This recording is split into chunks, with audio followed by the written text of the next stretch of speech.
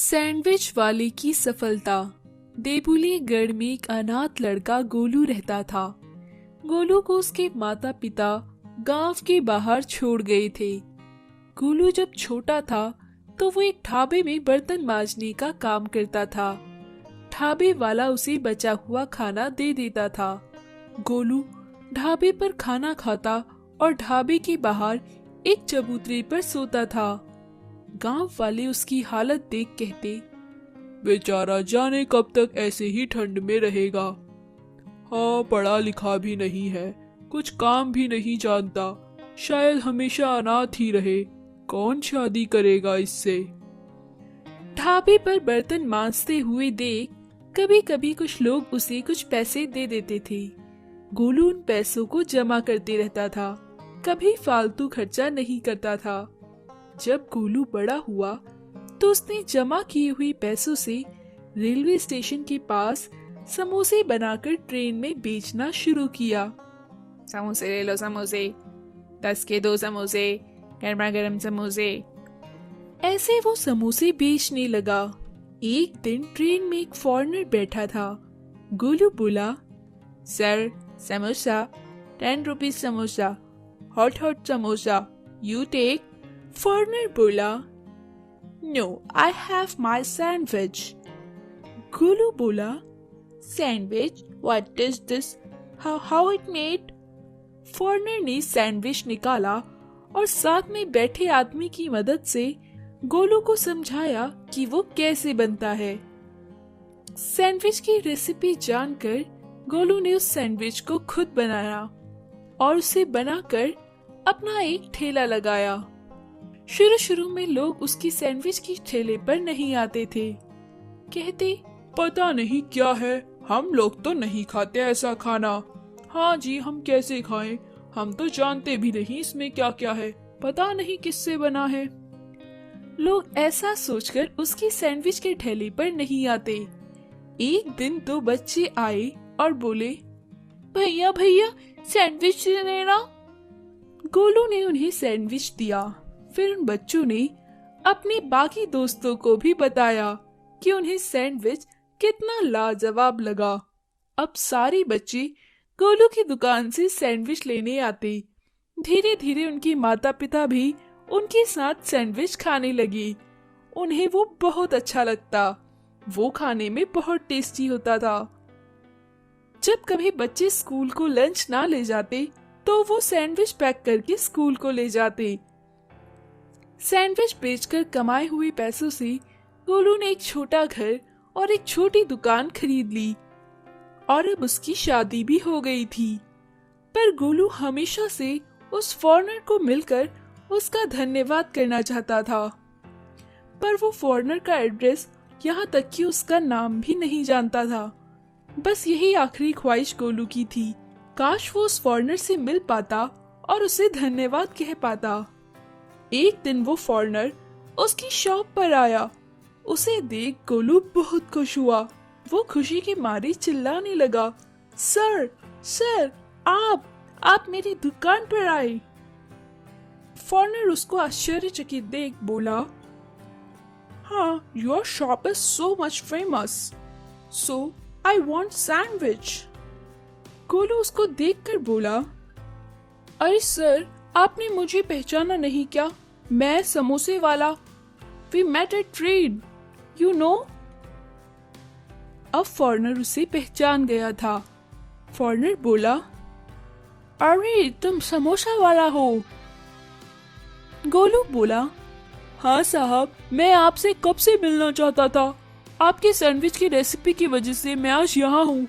आप भगवान हो मेरे लिए। आपका बहुत बहुत धन्यवाद जो आपने मुझे ऐसे सैंडविच की रेसिपी बताई। आप कहाँ रहते हैं यहाँ पर और आपका नाम क्या है?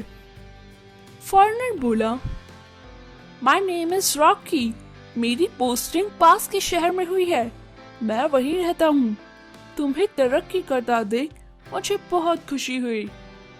ऐसा कहकर सैंडविच लेकर फॉरेनर वहाँ से चला गया। अब गोलू बहुत खुश था। उसकी आखिरी ख्वाहिश भी पूरी हो चुकी थी।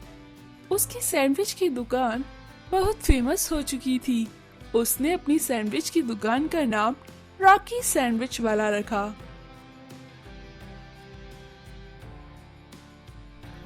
अमीर वर्सेस गरीब के खेल। जबलपुर नामक नगर में ऐश और देवेश नाम के दो भाई बहन रहते थे। दोनों गरीब माँ बाप के बच्चे थे। उन्होंने अपने लिए एक लकड़ी में टायर जोड़कर खुद से एक ठेला बनाया था। वो उस ठेले में बैठकर गाड़ी गाड़ी खेलते थे। ऐश ठेले पर बैठती तो देवेश धक्का मारकर उसे झुलाता, और जब देवेश ठेले पर बैठता तो ऐश धक्का मारकर उसे झुलाती। उनके घर के सामने एक अमीर आदमी दीनानाथ रहता था। दीनानाथ के दो बच्चे थे, मिंकू और मिंकी। दोनों बच्चों के पास एक से बढ़कर एक खिलौने थे। बैटरी वाली कार भी थी उनके पास, जिसमें बैठकर वो दोनों अपने प्राइवेट गार्डन में घूमते थे। कभी कभी वो अपने गेट के बाहर सड़क पर भी आते थे।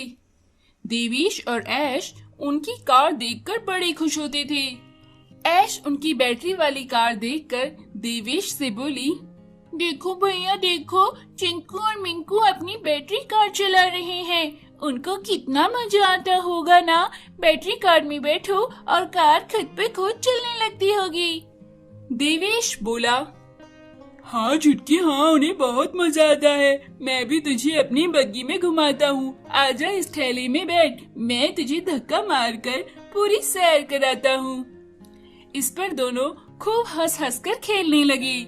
मिंकू और मिंकी उनकी हंसी सुनकर उनको देखकर बोले, अरे भैया इनको कितना मजा आता है। इनके पास देखो कितनी अच्छी बग्गी है। इसमें धक्का मारो और धक्का मारकर फिर झूलने लगो। दोनों कितने मजे से खेलते हैं। फिर वो दोनों अपनी बैटरी कार लेकर उनके पास गए। मिंकू देवेश और ऐश से बोला, सुनो सुनो, क्या तुम हमारी दोस्त बनोगे? ऐश और देवेश बोली, हाँ हाँ क्यों नहीं, चलो चलो हम साथ में खेलें। मिंकी बोली, तुम हमें अपनी बग्गी चलाना बताओ, हम तुम्हें अपनी बैटरी कार चलाना सिखाएंगे। ये कहकर वे दोनों एक दूसरे को सिखाने लगे। मिंकू और मिंकी को धक्का मारकर ठेले में झूलने में बड़ा मजा आ रहा था। वहीं ऐश और देवेश को भी बैटरी कार चलाना बहुत पसंद आ रहा था। तभी वहाँ मिंकू और मिंकी के पापा आए और बोले, ये क्या हो रहा है? तुम यहाँ क्या कर रहे हो? तुम इन गंदे बच्चों के साथ खेलकर अपने कपड़े गंदे कर रहे हो। मैंने तुम्हें कितनी बार मना किया है ना कि इन फटीचर लोगों के साथ मत खेला करो। दिमाग खराब है क्या तुम्हारा? और ये बैटरी कार में तुमने इन दोनों गंदे बच्चों को बिठाया। अब ये कारें भी गंदी हो गई हैं, इसे तुम नहीं चलाओगे। ऐसा कहकर दीनानाथ ने उनकी बैटरी कार तोड़ दी। मिंकू और मिंकी बहुत रोने लगे। देवेश और ऐश भी रोने लगे। तभी वहाँ देवेश और ऐश के माता पिता आए।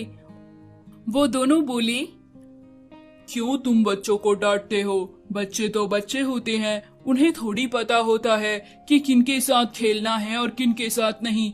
ये सब नखरे तो हम लोग बड़े ही करते हैं। बच्चों को तो बस खेलने में ही मजा आता है। देवेश के माता पिता ने बच्चों को समझाकर चुप कराया।